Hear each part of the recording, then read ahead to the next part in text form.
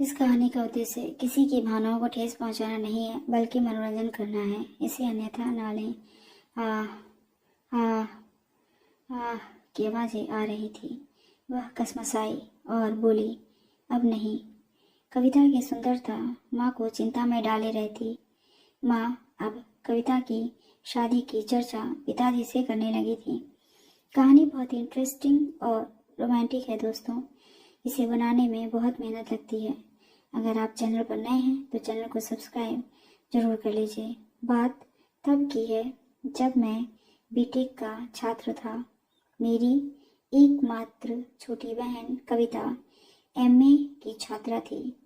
मैं मेरे गांव से 160 किलोमीटर दूर शहर में पढ़ता था। कविता हमारे गांव से 3 किलोमीटर दूर डिग्री कॉलेज में स्कूटी से आती जाती थी। मैं एक महीने में 2-4 दिन की छुट्टी में घर आया करता था। 2-4 दिन घर में रहकर वापस शहर चला जाता था। कविता लगभग 23 साल की थी। 5.5 फीट लंबा कद, गोल चेहरा, सुंदर नैन नक्श, बड़ी बड़ी आंखें, पतली कमर, लंबे बालों वाली चोटी उसकी सुंदरता को बढ़ा रहे थे। वह बड़ी हो रही थी और समझदार भी। वह हमेशा बहुत ही सलीके से कपड़े पहनती। कविता कॉलेज आने जाने के अलावा कम से कम घर से बाहर निकला करती थी। कविता का स्वभाव अत्यंत हंसमुख और मिलनसार था। वह छोटों से स्नेह से और बड़ों से सम्मान से बात करती थी। मेरे परिवार को कविता पर नाज था। सुंदर होने के साथ साथ कविता पढ़ने में भी होशियार थी। घर और आस पड़ोस में कविता आदर्श लड़की मानी जाती थी।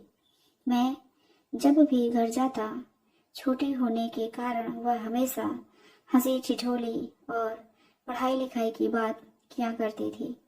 जब मैं कॉलेज जाता तो कविता 2-4 दिन तक उदास रहती, फिर अपनी पढ़ाई और घर के काम में व्यस्त हो जाती। कविता की सुंदरता माँ को चिंता में डाले रहती।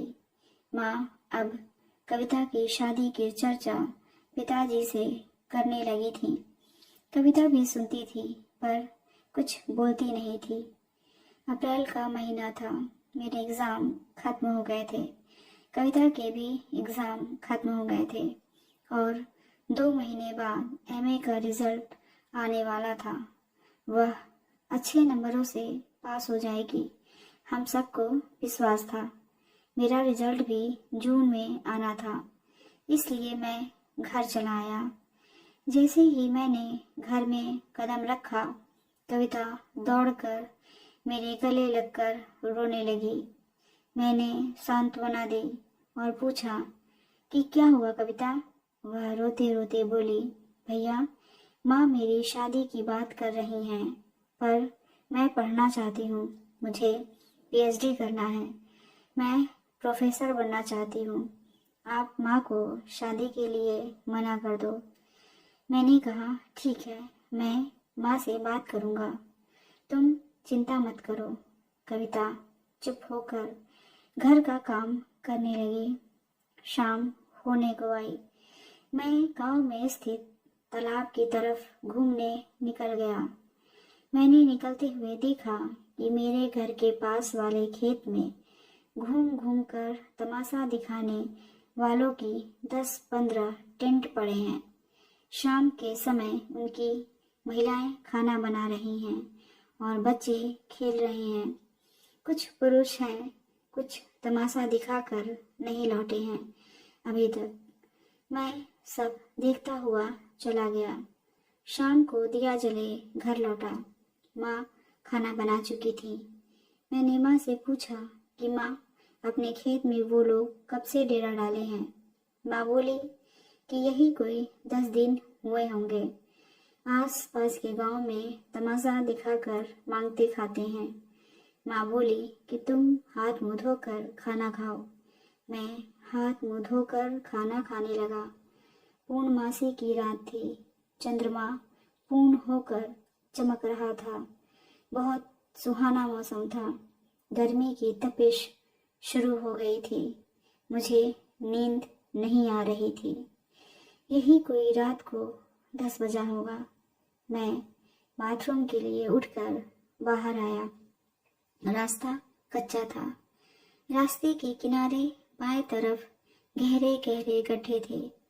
गड्ढे इतने गहरे थे कि आदमी अगर खड़ा हो तो दिखाई न दे।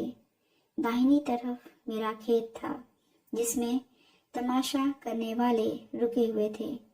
अब सब सो रहे थे। मैं बाथरूम करके लौट रहा था। निशब्द और सुनसान रात थी। मैं चुपचाप आ रहा था कि एक गड्ढे में से धीरे धीरे आ आ आ की आवाज़ें आ रही थी। आवाज़ कुछ जानी पहचानी सी लग रही थी। आवाज़ गड्ढे से आ रही थी। मैंने गड्ढे में देखा, कोई नहीं दिखा। मैंने आवाज़ दी, कौन है? सब एकदम शांत हो गया। आवाज़ बंद हो गई। मैं उत्सुकता बस पास के दूसरे गड्ढे में आहिस्ता से बिना आवाज़ के घुसकर खड़ा हो गया कि देखे कौन क्या कर रहा है। आवाज़ कहाँ से आ रही है? मैं चंद्रमा की ओट वाली दीवार के सहारे खड़ा हो गया कि किसी को मैं दिखाई ना दूं। पास के दूसरे गड्ढे में चंद्रमा की रोशनी की परछाई में मैंने दीवार की तरफ देखा कि दीवार से थोड़ा हटकर कविता खड़ी है। वहीं गांव के जमींदार का लड़का भी है। कविता को ऐसे देखकर मुझे लगा कि मेरे प्राण निकल जाएंगे। वे दोनों थोड़ी देर बिल्कुल शांत रहे, शायद यह जानने के लिए कि जो था वह चला गया या नहीं। यकीन हो जाने के बाद कविता ने करते हुए अपनी गर्दन सीधी की। मैं निशब्द देखता रहा। कविता ने लड़के को प्यार से देखा। लड़के के हाथ में कुछ चमक रहा था। लड़का कविता से बोला, देखो मैं तुम्हारे लिए कुछ लाया हूँ। कविता के मुंह से निकला, हाय राम, इतनी सुंदर अंगूठी मेरे लिए। वह मुस्कुराकर शर्माते हुए मुंह फेर ली। लड़का बोला, तुमको पसंद है? कविता ने किया। उसने कहा, मुंह से बोलो। कविता ने कहा, हाँ बहुत।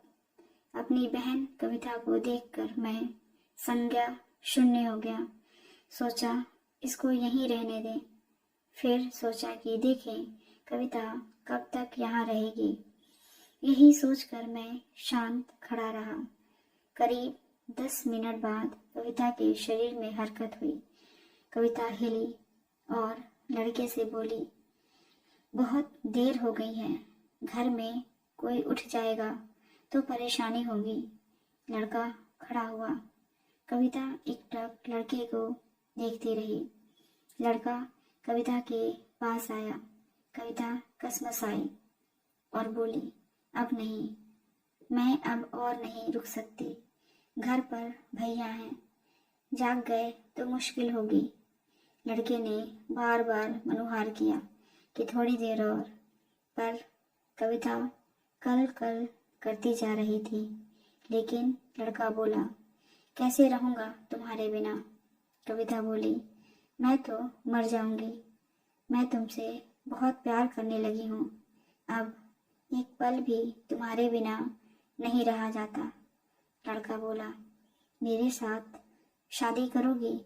कविता बोली, हाँ, पहले तुम अपने घर वालों से बात कर लो, फिर मेरे पिताजी से बात कर लेना। कविता और लड़के की बात और प्लान सुनकर मैं सुन्न हो गया।